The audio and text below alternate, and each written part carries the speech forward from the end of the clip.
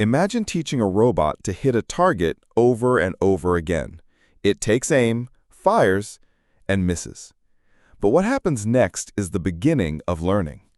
We measure the miss, that's the error, a number that shows how wrong the prediction was. This number becomes our first clue, our feedback signal. And then comes the loss function, a formula that turns that error into something the machine can learn from. Say the robot predicted a house price of $400,000, but it was actually $450,000. That difference becomes a measurable loss. We square that error so it's always positive and punishes bigger mistakes more. This way, both under and over guesses get treated fairly. Even if the error is negative, squaring it ensures it's still meaningful. This simple step is surprisingly powerful. There are different kinds of loss functions: mean-squared error, cross-entropy, absolute error. Each one is suited to a specific kind of task. Regression problems, where we predict numbers, often use squared error. Classification problems, like deciding if an image shows a cat or a dog, might use cross-entropy instead.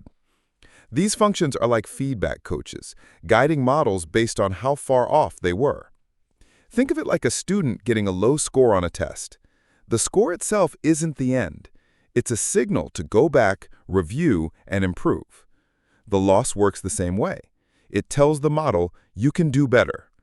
The teacher doesn't just grade the mistake, they help explain what went wrong. And that's what loss does too. It's not punishment, it's guidance. So the robot tries again, this time closer. It learns through repetition. Predict, compare, update, repeat.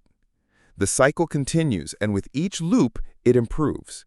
It's just like a toddler learning to walk, stumbling forward, regaining balance, or a chef adjusting a recipe with every taste. Feedback drives progress. Inside the model, glowing layers of a neural network adjust in real time as data flows through. Nodes fire, connections strengthen or weaken. Gears labeled Wait 1, Wait 2, and Loss feedback spin and recalibrate. The entire network reshapes itself to do better next time. It's a living system of logic and learning. Each tiny correction leads to an overall smarter response, just like muscles learning a new movement or a pianist practicing a difficult piece. But sometimes things plateau. Learning stalls.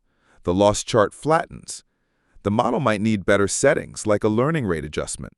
Or worse, it might be overfitting, memorizing the training data instead of generalizing. It performs well on practice, but fails on real-world examples. The loss function helps detect this, alerting us before the model goes too far down the wrong path. Eventually, with enough tries, everything clicks. The robot hits the bullseye. Loss drops to 0. The system finally understands. And in the real world, that moment matters. An autonomous car stops just in time. A chatbot gives the right answer instantly. A medical AI detects an anomaly a human missed. These aren't just lines of code. They're outcomes shaped by learning from loss. Think of a smart home thermostat that adjusts to your habits, or a translation tool that gets better each time. All of these learn through loss. Loss isn't just math. It's direction. It's guidance. It's how machines learn to do better and better. Behind every smart system, there's a simple principle. Measure the mistake, adjust, and try again.